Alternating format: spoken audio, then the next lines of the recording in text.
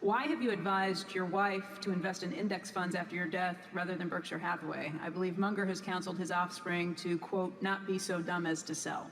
Yeah.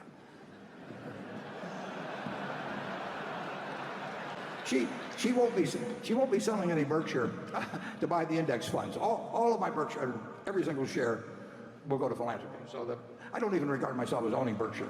Basically, it's committed. And so far, about 40% has already been distributed. So the question is, somebody who is not an investment professional will be, I hope, reasonably elderly by the time that the estate gets settled. And what is the best investment, meaning one that there would be less worry of any kind connected with, and less people coming around and saying, why don't you sell this and do something else and all those things. She's going to have more money than she needs. And the big thing then you want is money not to be a problem.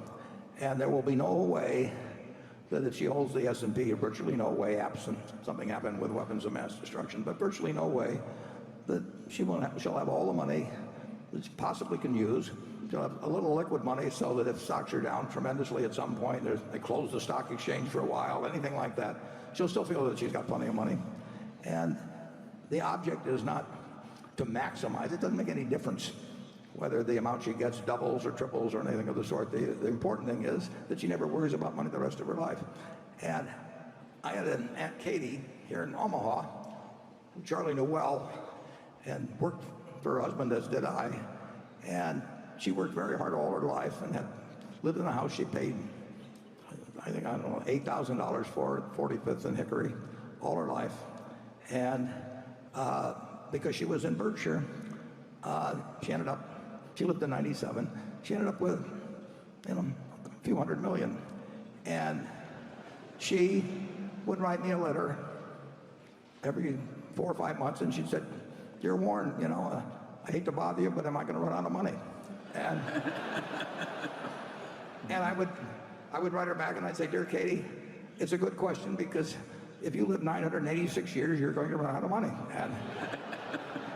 And then about 4 or 5 months later, she'd write me the same letter again. And I have seen, there's no way in the world, if you've got plenty of money, that it should become a minus in your life. And there will be people, if you've got a lot of money, that come around with various suggestions for you, sometimes well-meaning, sometimes not so well-meaning. So if you've got something that's certain to deliver, it was all in Berkshire, they'd say, well, if Warren was alive today, he would be telling you to do this. I just don't want anybody to go through that. And the S&P will be I think actually what I'm suggesting is what a very high percentage of people should do something like that. And I don't think they will have I think there's a chance they won't have as much peace of mind if they own one stock and they've got neighbors and friends and relatives that are trying to do some, like I say, sometimes well-intentioned, sometimes otherwise, to do something else. And so I think it's a policy that will get a good result and is likely to stick. Charlie? Well, as Becky said, the Mungers are different. Yeah, I want to hold the Berkshire. Well, I want to hold the Berkshire too. No, I don't like the. I recognize the logic of the fact that S&P algorithm is very hard to beat. In a diversified portfolio of big companies, it's all but impossible for most people. But I'm just more comfortable with the Berkshire. Well, it's the family business. Yeah. But